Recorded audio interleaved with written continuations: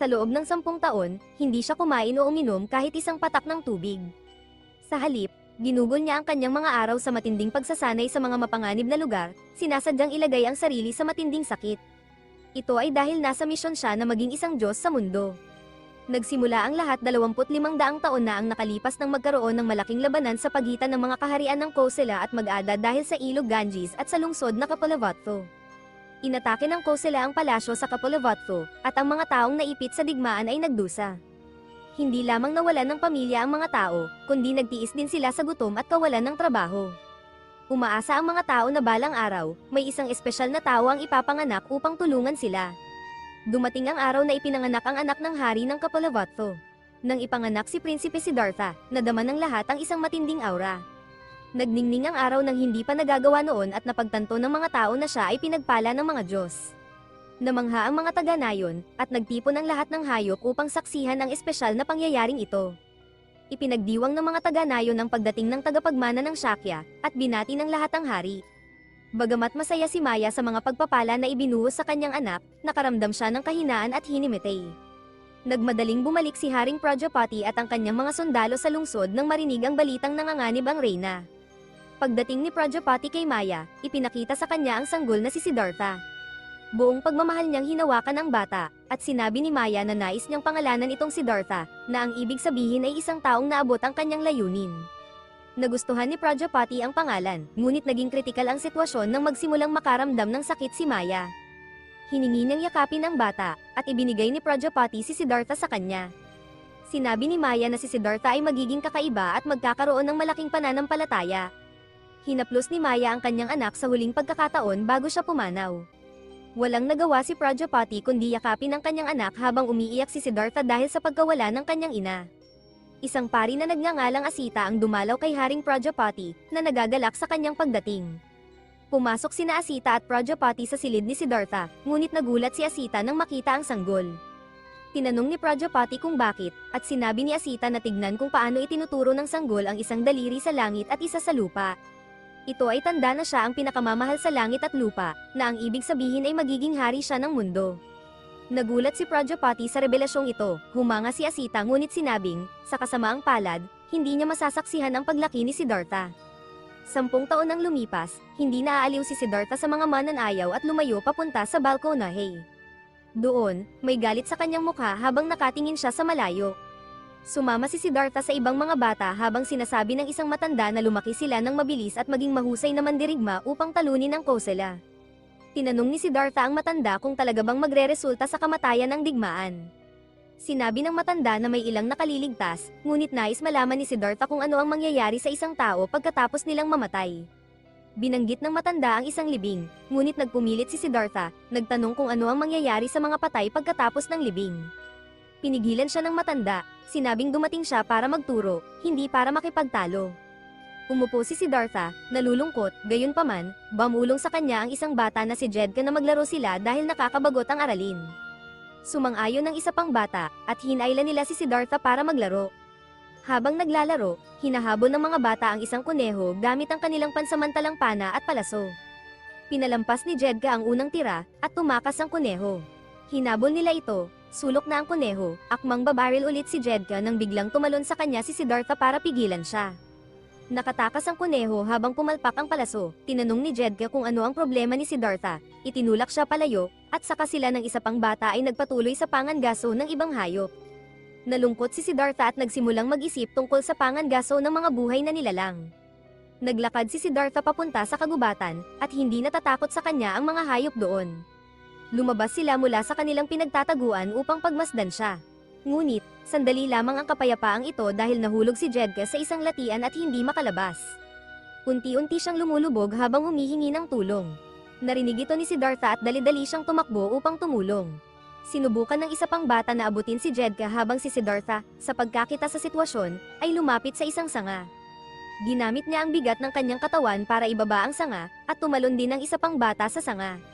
Naging sapat na mababa ang sanga para kay Jedka, na desperadong sinubukang humawak dito ngunit nasira ito agad nang hawakan niya ang gilid. Patuloy na humihingi ng tulong si Jedka, ngunit huli na dahil tuluyan na siyang lumubog sa latian. Nagulat sina Siddhartha at ang isa pang bata, umabot ang balita sa mga tao, at nagmadali silang lahat papunta sa kagubatan. Umiiyak ang ina ni Jedka sa pagkawala ng kanyang anak, at nagtipon-tipon ang mga tao upang aliwin siya. Lumayo si Siddhartha sa grupo, nalulungkot, nang tawagin siya ng kanyang madrasta. Gusto niyang itago ang kanyang umiiyak na mukha mula sa lahat ngunit hindi niya magawa. Tumakbo siya sa mga bisig ng kanyang madrasta, umiiyak. Yamakap sa kanya ang kanyang madrasta, nagpapasalamat na ligtas siya, ngunit inaliw din siya habang umiiyak ng husto, sinasabing patay na si Jedka. Nanghina si Siddhartha sa pag-iyak at hinimatay sa mga bisig ng kanyang ina. Mahigpit siyang niyakap ng kanyang madrasta, umiiyak kasama ang kanyang anak. Dinala siya ng kanyang madrasta sa kanyang silid upang magpahinga.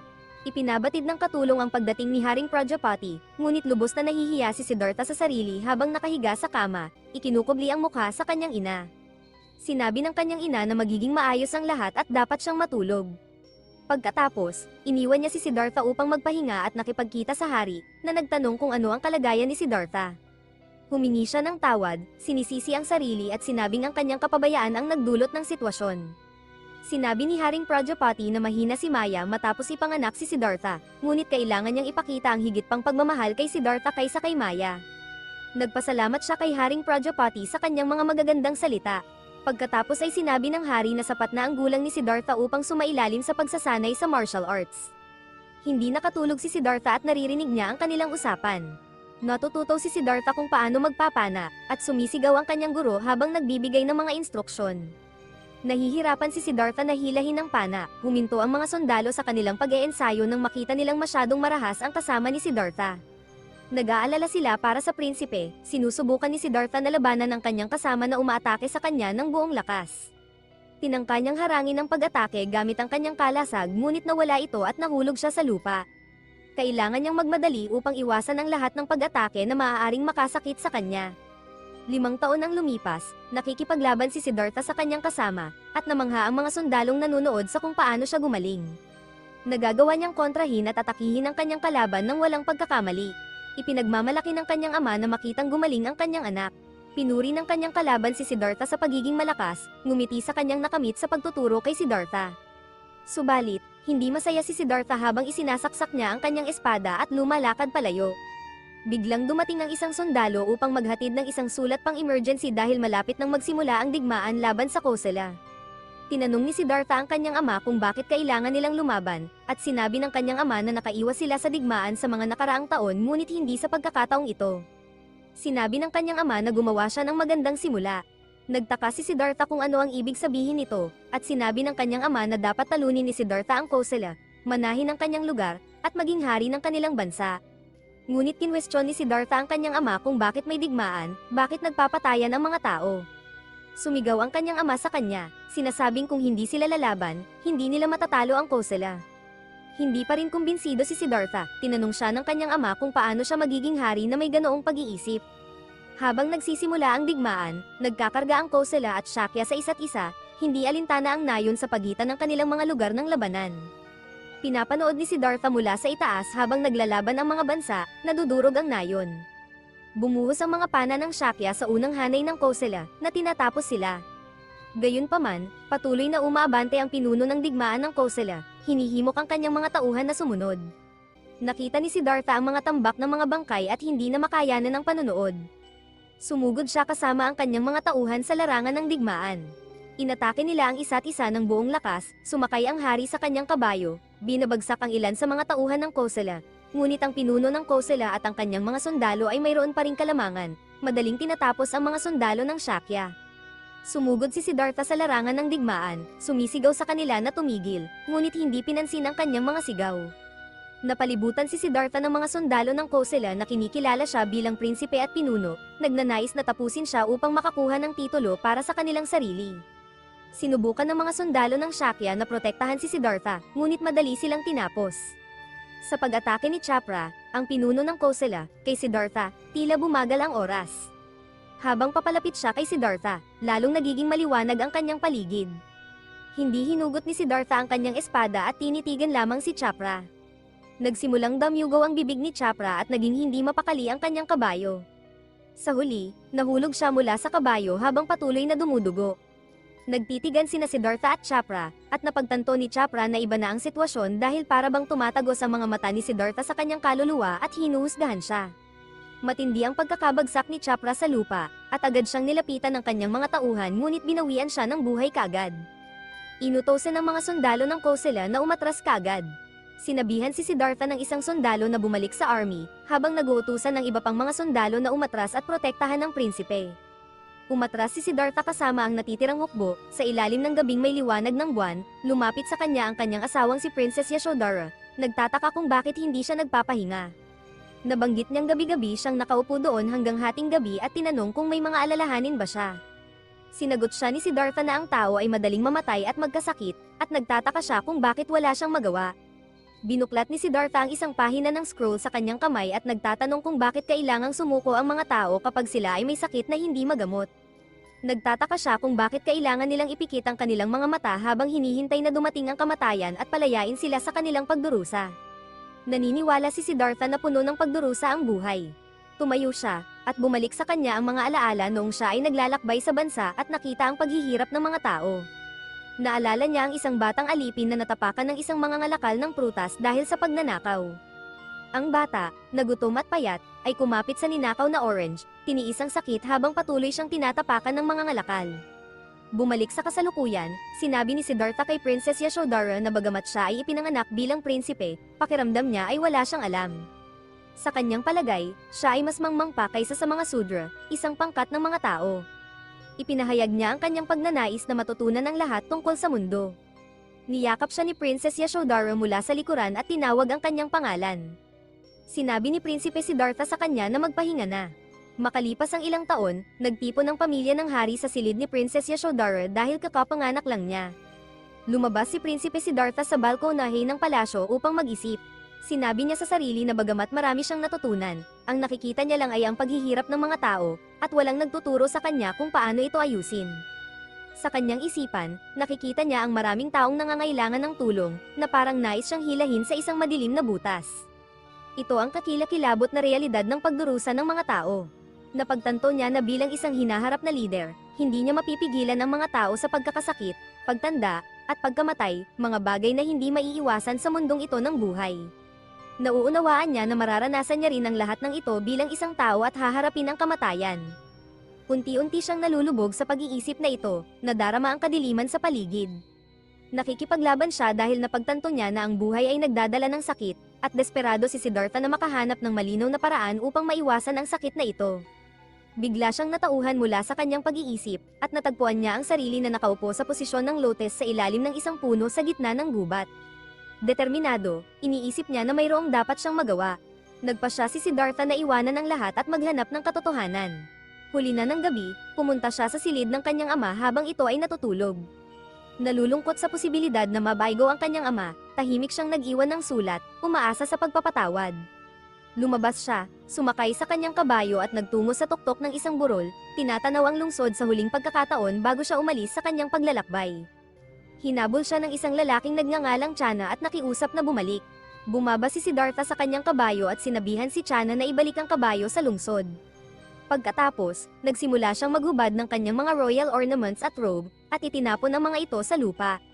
Si Channa ay dali-daling pinulot ang mga mahalagang bagay at nagtanong kay Siddhartha kung ano ang kanyang ginagawa. Nagulat si Channa nang makita niya si Siddhartha na kumuha ng kutsilyo at ginupitan ang lahat ng kanyang buhok hanggang sa siya ay kalbo na. Ibinigay ni Siddhartha ang kanyang buhok kay Channa at inutusan siyang ibigay ito kay Princess Yashodhara. Sinabi ni Siddhartha kay Channa na sabihin sa prinsesa na babalik siya matapos niyang mahanap ang path to success. Habang umiiyak, pinanood ni Channa si Siddhartha habang naglalakad ito palayo na tanging robe lang ang nakapulupot sa kanyang baywang. Inutusan ni Siddhartha si Channa na bumalik kasama ang kabayo at iba pang valuables, binibigyang diin ang kanyang determinasyon na tahakin ang isang ibang landas. Nagpatuloy si Siddhartha sa kanyang journey para hanapin ang kanyang sariling landas. Ang kanyang ina, si Maya, ay patuloy na nagmamasid sa kanya, naniniwala sa prophecy na siya ay magiging isang dakilang tao at papawiin ang pagdurusa ng lahat ng nabubuhay. Binati niya ito ng mabuti habang siya ay nagiging isang ascetic monk at naglalakbay sa buong mundo. Mahirap ang journey ni Siddhartha, umaasa siya sa kabutihan ng mga estranghero para sa pagkain, natutulog kung saan siya makakita ng masisilungan, at naglalakad sa ilalim ng masungit na panahon ng nakapaa.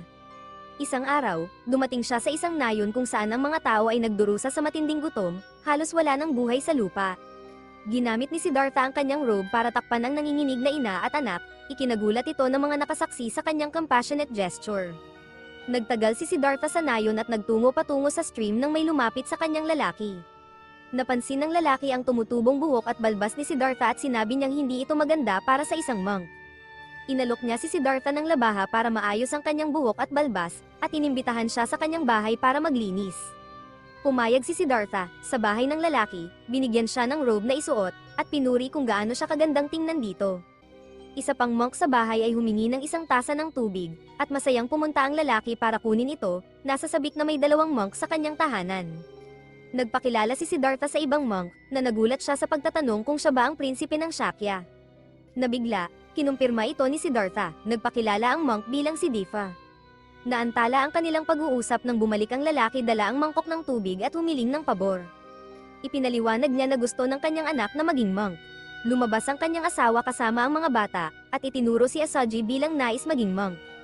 Gupit na ang buhok ni Asaji, isinama ni na Siddhartha at Difa si Asaji sa kanilang paglalakbay. Habang naglalakbay sila, nagtanong si Siddhartha kay Difa tungkol sa peklat sa kanyang kaliwang mata. Sinabi ni Difa na habang siya ay nagmumuni-muni sa isang bato, may ilang taong lumapit at inudyukan siya sa pagsasabing walang saysay ang pag-aasitiko. Sumagot siya, ipinaliwanag na ang layunin ng pag-aasitiko ay lampasan ang mga limitasyon at muling ipanganak sa susunod na buhay. Hinamon siya ng isa sa mga tao, tinatanong kung bakit hindi niya sunugin ang kanyang mga mata kung may kahulugan ang paghihirap. Matapos mag-alinlangan sandali, kinuha niya ang sulo at ikinagulat ng lahat nang sunugin niya ang kanyang kaliwang mata dito. Ipinaliwanag niya kay Siddhartha na sinabi sa kanya na walang kahulugan ang pagpapahirap sa sarili, kaya sinunog niya ang kanyang mga mata upang patunayan na mali sila. Ibinahagi ni Difa na ang pinakakahanga-hangang gawa ng pag-aasitiko na kanyang nasaksihan ay ang isang lalaki na nag-transform sa isang halimaw, namuhay sa kalikasan ng walang mga pagnanasa at distraksyon.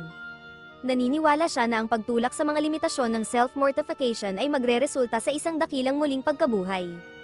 Ayon kay Difa, mas maraming pagdurusa ang pinagdaanan ng isang tao sa buhay, mas maganda ang kanilang muling pagsilang sa susunod na buhay. Nakangiti si Asaji, na nasa likuran nila, nakahiga kasama ang isang paru-paro. Imungkahi ni Difa kay Siddhartha na dapat silang pumunta sa kagubatan ng mga ascetic. Hindi sumalungat si Siddhartha ngunit nanatili siyang may pag-aalinlangan tungkol dito. Habang naglalakad sa swamp, tinatawid ng 3 ang tubig. Masugid na sumusunod si Asaji ngunit nasugatan ang kanyang paa sa isang tinik na baging sa ilalim ng ilog. Sumigaw siya sa sakit, nawalan ng balanse, at nagsimulang malunod. Sumisid si Siddhartha sa ilalim ng tubig, dali-daling lumangoy papunta kay Asaji, at lumutang pabalik sa ibabaw dala siya sa kanyang kamay. Mula noon, buhat ni Siddhartha si Asaji sa kanyang likod sa natitirang bahagi ng kanilang paglalakbay. Tinatawid nila ang iba't ibang tanawin, mula sa isang tigang na disyerto hanggang sa tuktok ng bundok na may talon, at sa pamamagitan ng isang gubat. Huminto sila sa isang ilog, kung saan inalagaan ni Siddhartha ang sugat ni Asaji bago sila nagpatuloy sa pagbaba sa isang landas ng bundok. Nakarating sila sa isang nayon, huminto upang magnilay at tumanggap ng pagkain na inalok ng mga taga-nayon. Naglalakbay sa gabi, nakatagpo sila ng isang grupo ng mga lalaki sakay ng mga kabayo. Ang pinuno, na nakilala si Difa mula sa kanilang nakaraang pagtatagpo, ay tumawag sa kanya. Mabilis na nakialam si Siddhartha, ipinaliwanag na may sakit si Asaji at nangangailangan ng agarang lunas. Si Tata, ang lalaking tumulong sa kanila, ay maingat na nag-alaga kay Asaji. Naghanda siya ng gamot sa isang palayok at ibinigay ito kay Siddhartha para ipainom kay Asaji, ipinaliwanag na ito ang tanging gamot na mayroon sila. Pagkatapos, hiniling ni Siddhartha kay Tata na painitin ng isang talam para sa kanya. Nagtaka si Tata kung bakit kailangan ni Siddhartha ang talem, at sinabi ni Siddhartha na ito ay para mahigop ang masasamang bagay mula sa sugat ni Asaji. Ginawa ni Siddhartha ang sinabi niya, hinigop ang masasamang bagay at pagkatapos ay ginamit ang mainit na talem para isara ang sugat. Sumigaw si Asaji dahil masakit ito, ngunit agad siyang nawalan ng malay. Sinabi ni Tata sa lahat na hindi humihinga si Asaji. Sa kanyang mahimbing na kalagayan, nagtaka si Asaji kung patay na ba siya nang marinig niya ang isang boses. Ito ang ina ni Siddhartha, ngayon ay isang Diyos, na nagsasabi sa kanya na hindi pa siya maaaring mamatay dahil nakatakda siyang mabuhay kasama ni Siddhartha. Hiniling niya kay Asaji na suportahan si Siddhartha. Ginagawa ni Siddhartha ang CPR kay Asaji, at bigla na lang nagsimulang pawisan si Asaji at umubo, pinapakita na siya ay buhay pa. Kapwa nakahinga ng maluwag sina Tata at Siddhartha at sinabing matibay ang bata. Ibinahagi ni Tata na noon, gagamitin niya ang kanyang kapangyarihan para sumanib sa isang ibon at maghanap ng mas mabuting gamot. Ngayong gising na, nagtanong si Difa kung mayroon pa bang kapangyarihan si Tata, ngunit ipinaliwanag ni Tata na nawala na ito. Sa kasamaang palad, nasa panganib pa rin si Asaji dahil hindi bababa ang kanyang lagnat malibang gumaling ang kanyang binti. Ibinahagi ni Difa kay Tata na narinig niya mula kay Naradata tungkol sa isang misteryosong bata na nagngangalang Tata na may natatanging kakayahang sumanib sa mga bagay. Lumalabas na noong bata pa si Tata, kaya niyang palitan ang kanyang katawan sa mga hayop. Sa loob ng maraming taon, nanatili siyang bata, at hindi tumanda ang kanyang katawan. Gayunpaman, nang mawala ang kanyang kapangyarihan, bigla siyang naging matanda. Binanggit ni Difa na narinig niyang hindi tumatanda si Tata, ngunit itinama siya ni Tata, sinabing siya ay matanda na ngayon. Biglang pumasok ang isang babaeng bulag sa silid at nagtanong kung bumalik na si Tata. Ipinabatid ni Tata na siya ay nasa bahay kasama ang dalawang monghe at isang bata. Nang marinig ni Miga Ayla ang boses ni Siddhartha, agad niyang binitawan ang mga troso na hawak niya. Kilala na nila ang isa't isa noon pa man, noong prinsipe pa si Siddhartha, umibig siya kay Miga Ayla matapos siyang iligtas nito mula sa mga banditong nang aabala sa kanya. Nagkasama sila at ipinasyal niya si Siddhartha sa nayon sakay ng bangka. Minsan, nahulog sila sa ilog at naglaro sa tubig, nang malaman ng kanyang ama ang tungkol sa kanilang relasyon, iniutos niyang ipapatay si Miga Ayla. Nalaman ito ni Siddhartha at bigla siyang sumugod sa throne room kung saan nagpupulong ang kanyang ama. Puno ng galit, handa na sana siyang bunutin ng kanyang espada laban sa sariling ama. Pinakiusapan siya ng mga gwardya at ng iba pang naroon na kumalma. Nakita ng hari ang kaseryosohan sa mga mata ni Siddhartha at nagmungkahi ng alternatibo. Kung pakakasalan ni Siddhartha si Princess Yasodhara, palalayain niya si Miga Ayla. Pumayag si Siddhartha kahit labag sa kanyang kalooban. Subalit pagdating sa courtyard, nadiskubre ni Siddhartha na sinunog ng isang gwardya ang mga mata ni Miga Ayla bilang parusa. Sa kabila ng sakit, walang galit si Miga Ayla kay Siddhartha at masaya siyang nakilala niya ito. Nais niya na maging isang dakilang hari si Siddhartha. Dinala siya ng mga gwardya at iniwan sa kawalan kahit bulag siya. Labis na nasaktan si Siddhartha kaya kinaskas niya ang kanyang daliri sa semento hanggang ito'y damyugo. Labis ang pagkabigla ni Siddhartha nang makita niyang muli si Miga Ayla pagkatapos ng mahabang panahon. Humingi siya ng tawad dito, puno ng pagsisisi na hindi niya natupad ang hiling nito na maging isang dakilang hari. Nasaktan, tumakbo palabas ng kwarto si Miga Ayla, si Tata, na nakarinig sa pangalan ni Siddhartha, tinanong siya kung siya nga ba ang prinsipe at sinabing matagal na niya itong hinahanap. Ipinabatid ni Tata kay Siddhartha na inatake ng mga sundalo ng Kosala ang kanyang nayon, na nagresulta sa pagkamatay ng kanyang pamilya, mga kaibigan, at sa pagkasira ng kanilang nayon. Ipinahayag ni Tata ang kanyang matinding galit sa mga sundalo ng Kosala at ibinunyag na lumalaban siya laban sa kanila. Gayunpaman, dahil sa kanyang katayuan sa lipunan, may mga limitasyon sa kanyang kayang makamit. Binigyang diin ni Tata na ang pagtatapos ng digmaan sa pagitan ng mga bansa ay gawain lamang na kayang isakatuparan ng isang hari. Mariing hinikayat niya si Siddhartha na maging hari at wasakin ang Kosala bilang paghihiganti para sa dinanas na paghihirap at pagkawala ng kanyang mga tao. Sa labas, hinihingal si Miga Ayla, sinisikap niyang huminga habang naririnig ang kanilang usapan. Patuloy na kinukumbinsi ni Tata si Siddhartha na maging hari.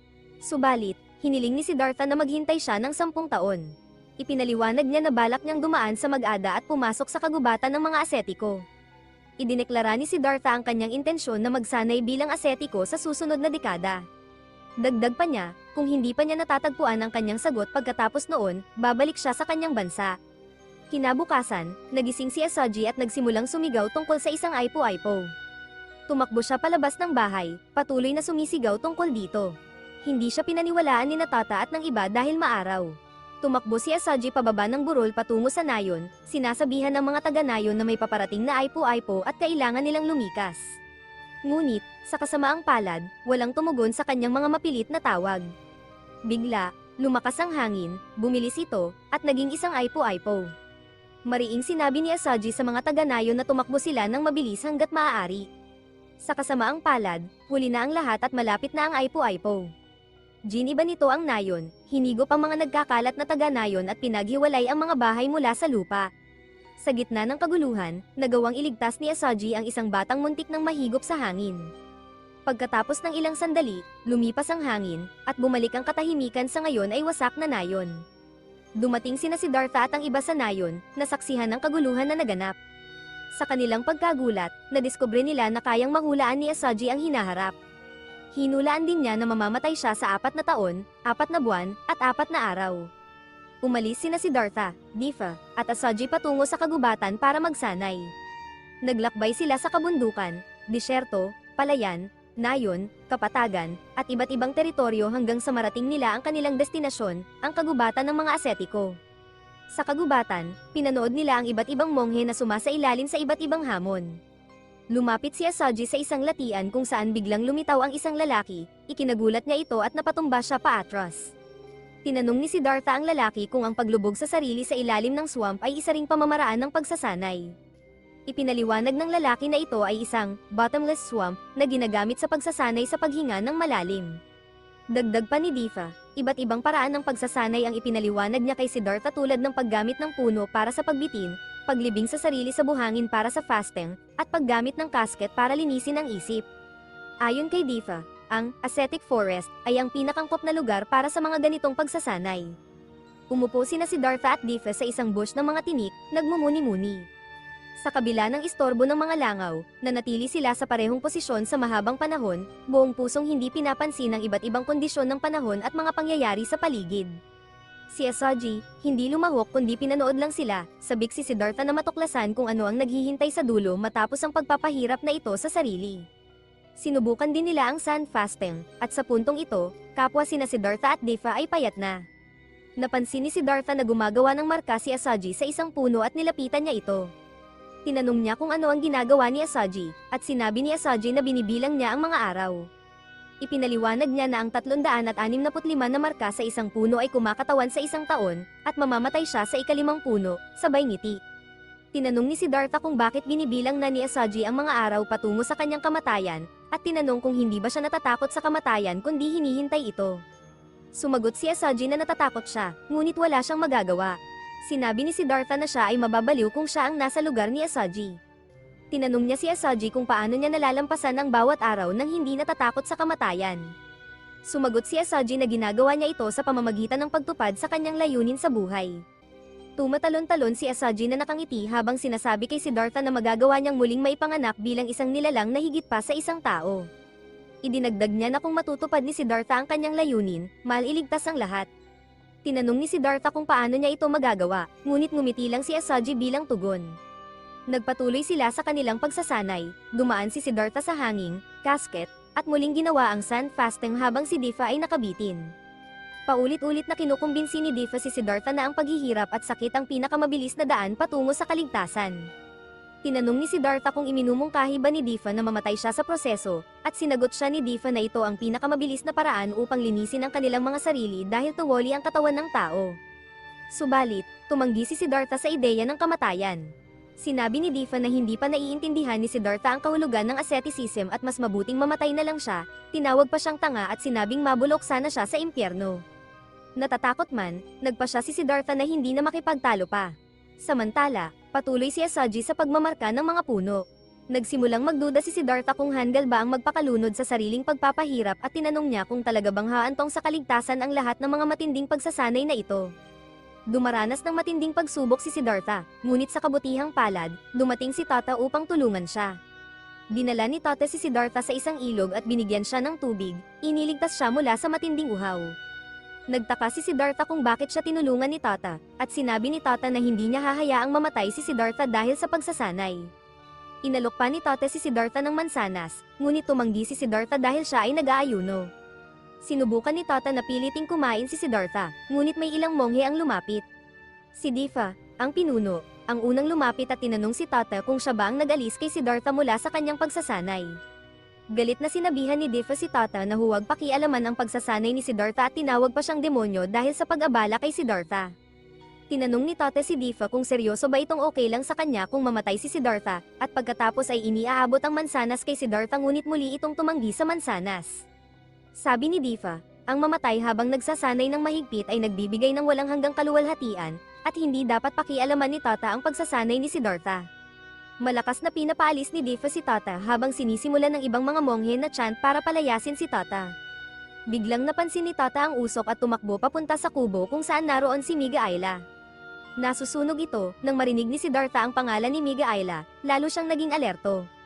Dali-daling lumapit si Tata at nakita ang ilang monghe na sinusunog ang kubo.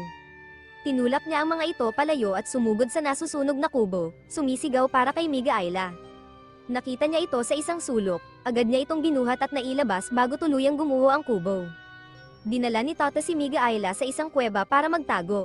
Nang malapit na si Siddhartha, binalaan siya ni Tata na gagamitan niya ng dahas ang sinumang lumapit. Kinilala ni Siddhartha ang kanyang sarili, at kumalma si Tata. Tinanong ni Siddhartha ang kalagayan ni Miga Ayla, at sinabi ni Tata na may sakit ito. Gusto ni Siddhartha na makita si Miga Ayla, ngunit ipinaliwanag ni Tata na masyado itong mahina para makipagkita. Pumunta sila para iligtas si Siddhartha, hindi ang kabaligtaran.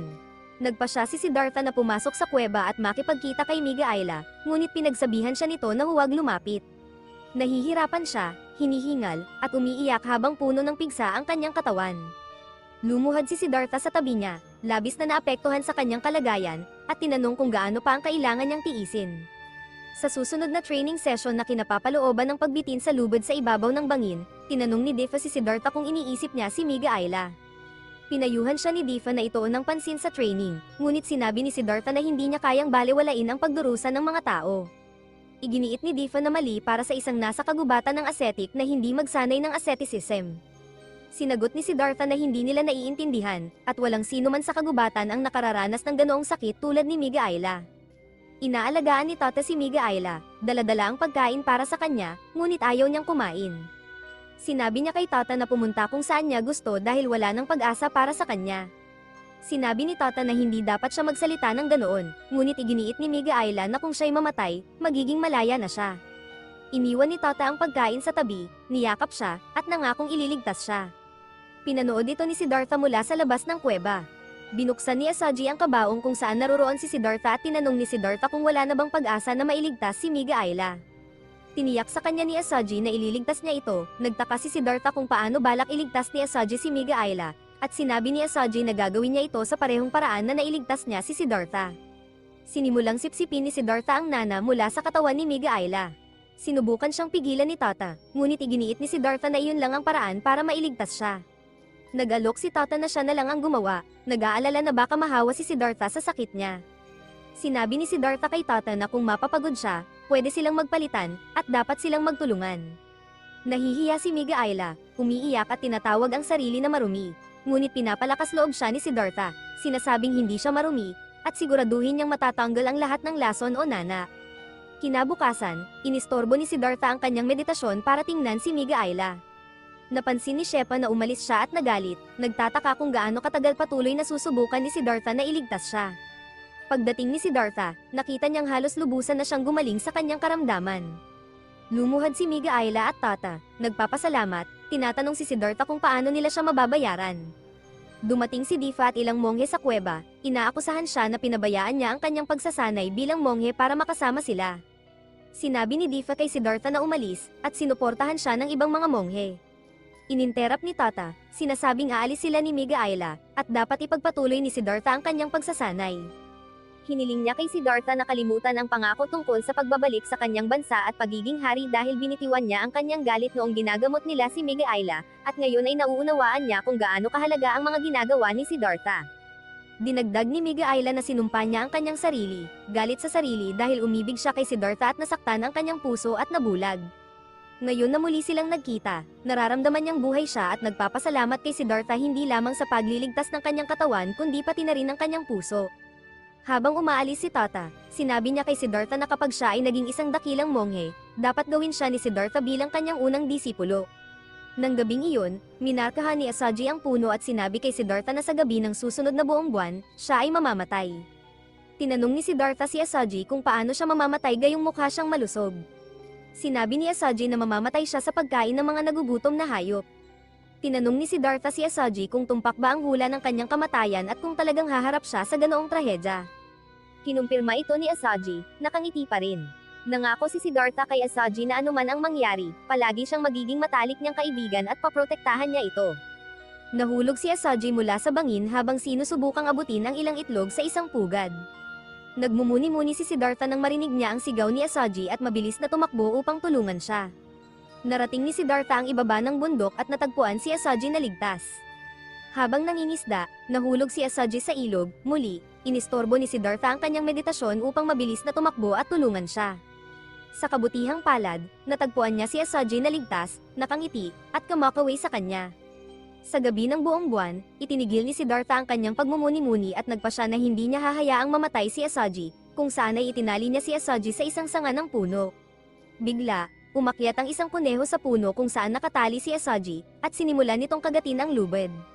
Naputol ang lubid, at nagising si Siddhartha mula sa kanyang pagkakatulog. Wala na si Asaji, at mabilis na hinanap ni Siddhartha sa paligid para makita siya. Samantala, kusa namang sumunod si Asaji sa kuneho papasok sa gubat. Naglakad siya sa tabi ng isang palumpong at aksidenteng nahulog sa isang hukay na puno ng mga lobo. Nakita ni Asaji ang mga batang lobo na umiiyak dahil sa gutom. Lumapit si Asaji at inaliw ang mga batang lobo, sinasabing makakakain na sila maya-maya. Humiga siya sa lupa habang lumalapit ang dalawang matatandang lobo. Dumating si Siddhartha sa hukay, nagulat at umiiyak, nakita niya ang mga lobo na pinaghihiwa-hiwalay ang katawan ni Asaji. Sumigaw si Siddhartha sa takot at tumakas mula sa kakilakilabot na tanawin.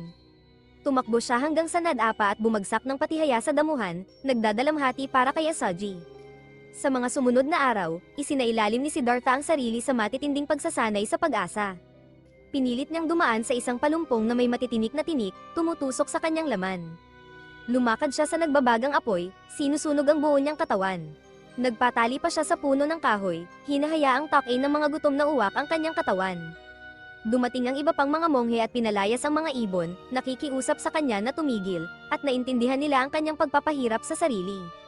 Kinilala nila na siya ay isang mahusay na monghe, ngunit sinabi niya sa kanila na hindi pa sapat ang kanyang pagdurusa. Nag-aalala sila dahil ginagawa ni Siddhartha ang mga pagsasanay na ito mula nang mamatay si Asaji, sa puntong sa nakalipas na 10 araw ay hindi man lang siya uminom ng tubig. Nagdaan siya kay Difa, na sa wakas ay kinilala na naabot na ni Siddhartha ang pinakamataas na estado ng asceticism. Umupo siya sa ibabaw ng isang higaan ng mga tinek upang magmuni-muni sa isang malamig na bangin, habang bumubuhos ang ulan at kumukulog ang kidlat. Inulit-ulit niya sa kanyang sarili na magiging bato siya, at sa bagyo ay magiging tubig, ngunit masyadong malakas ang malakas na hangin. Itinulak siya nito mula sa tuktok ng bangin, at nahulog siya sa ilog sa ibaba. Lumutang ang kanyang katawan sa ilog, at inisip niya na siya ay naging isa na sa kalikasan. Nakaligtas siya habang nakahiga sa mababaw na bahagi ng sapa, ngunit hindi siya makagalaw. Nakahiga siya doon na nakadilat, paminsan-minsang ipinipikit ang mga mata. Nagtataka siya kung ito na ba ang kamatayan sa dulo ng self-mortification na binanggit ni Difa. Habang nakapikit, nakapasok siya sa isang trance at narinig niya ang boses ng kanyang ina na tinatawagan siya, sinasabihan siyang huwag mamatay. Lumitaw ang kanyang ina sa harap niya, sinasabing si Asaji ay ipinanganak para kainin ng mga lobo, upang ipaalam sa kanya na ang lahat ng buhay ay magkakaugnay. Tinanong ni Siddhartha kung ang kamatayan ba ni Asaji ay upang turuan siya ng mga batas ng kalikasan, na kinumpirma ng kanyang ina, na nagpapaiyak sa kanya sa trahedya ng kapalaran ni Asaji. Bago siya nawala, hinimok siya ng kanyang ina na mabuhay, ngunit hindi alam ni Siddhartha na ito ay kanyang ina dahil tinanong niya kung sino siya bago ito naglaho.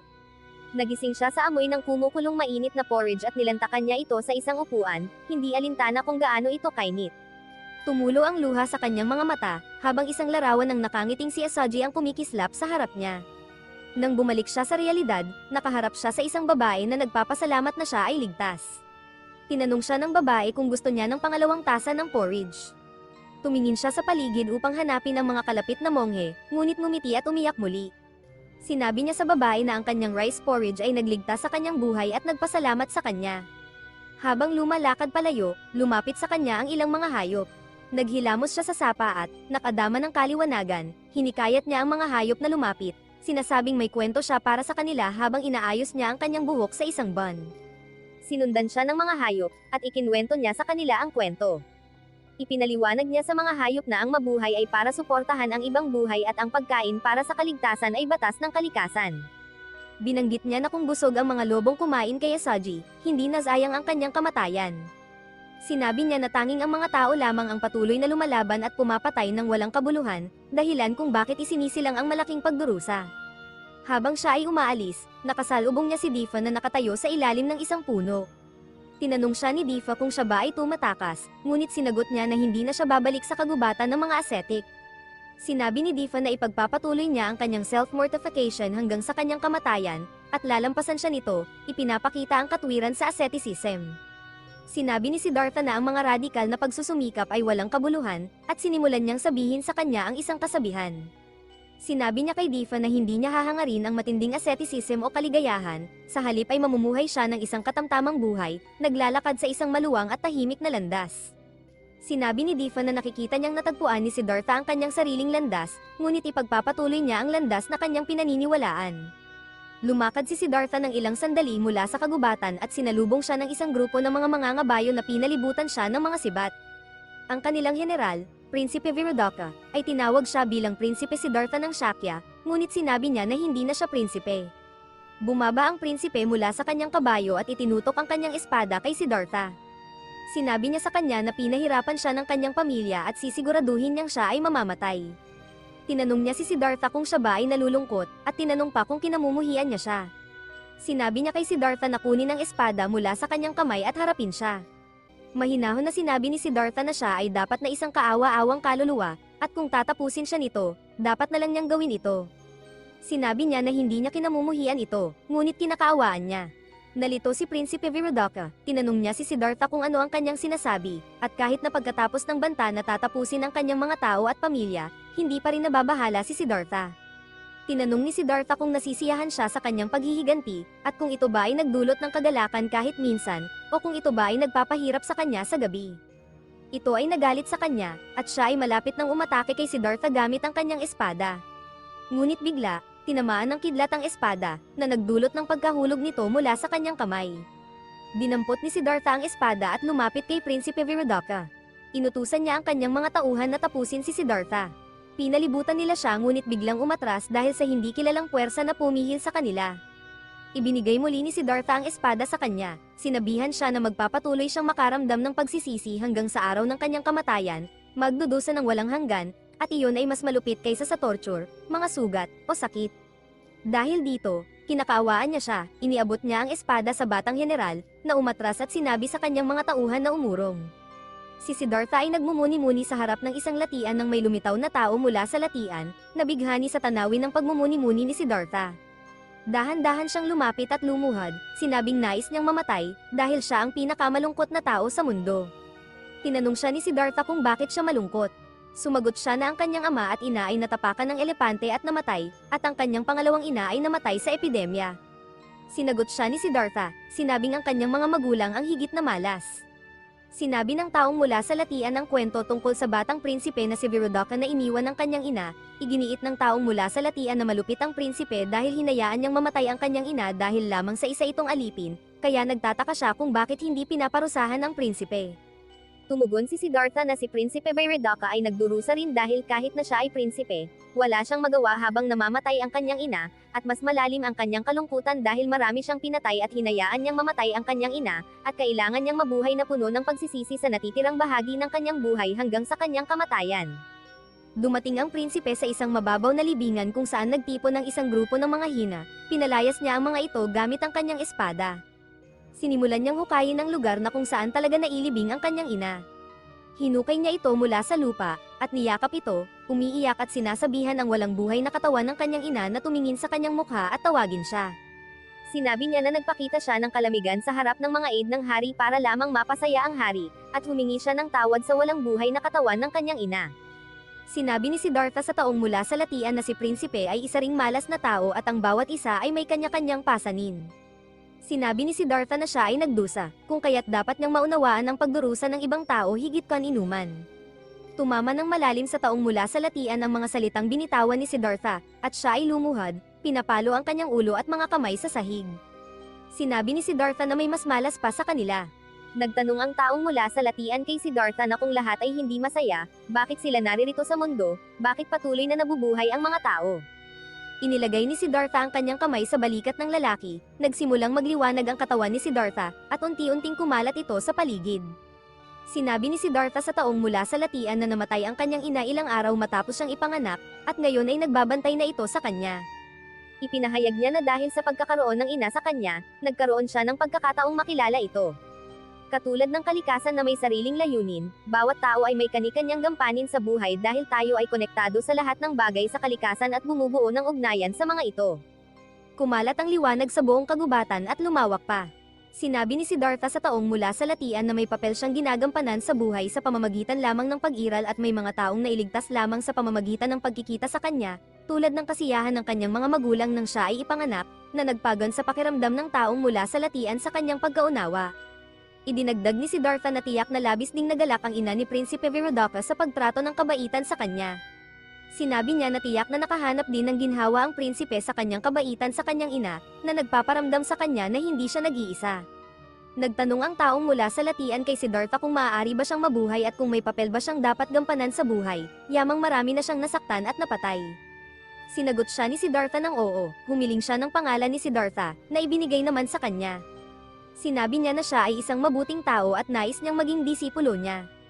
Sinabi ni Siddhartha na hindi pa niya ito magagawa sa ngayon, dahil siya ay nasa kalagitnaan pa ng pagsasanay at nagluluksa rin. Sinabi ng taong mula sa latian kay Siddhartha na kapag natapos na niya ang kanyang pagsasanay at siya ay naging isang dakilang tao, agad siyang pupunta.